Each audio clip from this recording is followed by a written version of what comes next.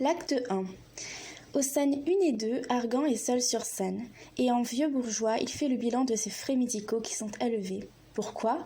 Car il est obsédé par sa santé et passe sa vie auprès des médecins. C'est un hypocondriaque, une personne effrayée par l'idée de la mort qui se croit toujours malade. Contentez-vous de 4 fois.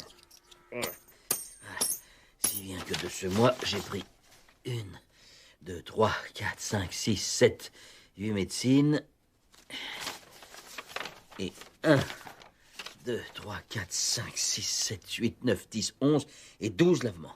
Ensuite vient Toinette, une servante très insolente qui se moque d'Argan et de son obsession pour la santé.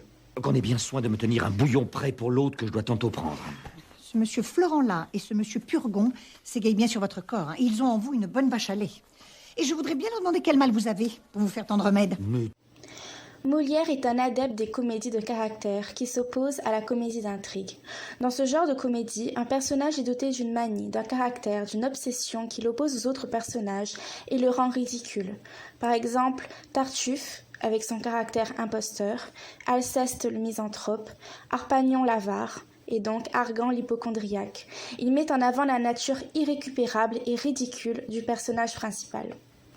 À la scène 3 apparaît Angélique, fille d'Argan, mais Argan est très mal à l'aise depuis son dernier lavement, il doit aller aux toilettes. Angélique en profite pour parler de son amour pour Cléante, un jeune homme avec lequel elle vit une relation cachée. Elle se confie à Toinette, son adjudante dans la pièce, et déclare espérer épouser le jeune homme. Approchez, Angélique, vous venez à propos.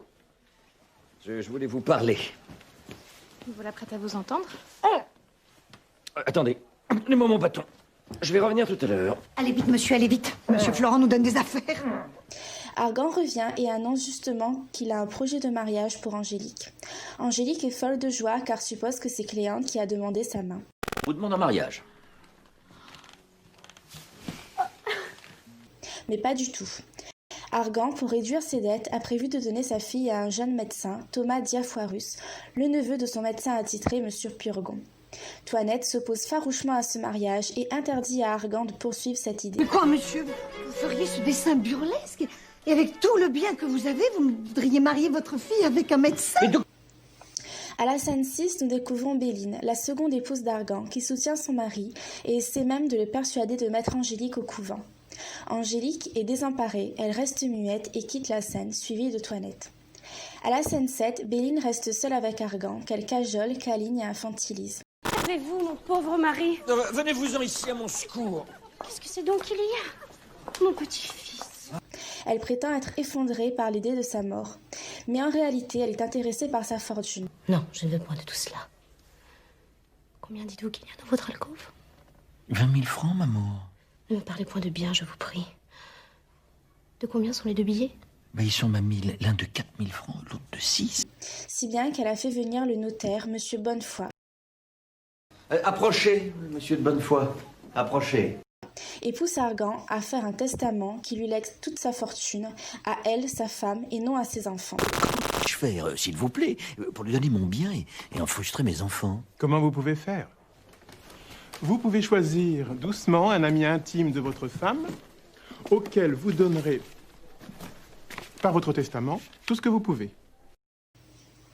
À la scène 8, Angélique est désespérée. Toinette la console et va l'aider avec un plan. Elle demande à son amant Polichinelle d'avertir Cléante du mariage arrangé que projette Argan. Tâche, je t'en conjure, de faire donner avis à Cléante du mariage qu'on a conclu. Je n'ai personne à employer à cet usage que Polichinelle, mon amant. C'est ainsi que se termine l'acte 1 du Malade imaginaire par un premier intermède. En effet, le Malade imaginaire est une comédie-ballet digne de la Commedia dell'arte. C'est-à-dire qu'il est fait de 3 actes séparés par des intermèdes chantés et dansés. En outre, le premier acte est précédé d'un prologue. Ici, le prologue chante les louanges de Louis XIV après son retour triompheux de la guerre contre la Hollande.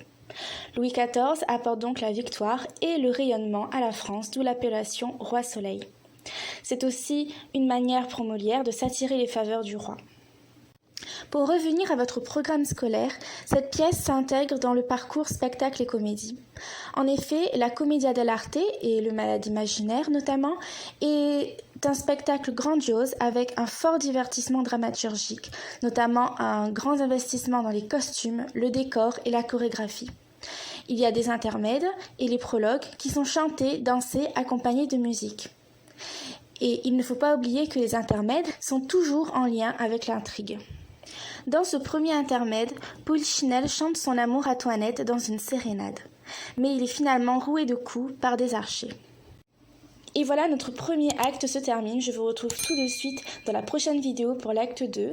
Bonne révision à vous et je fais aussi une petite dédicace à Julien s'il se reconnaît.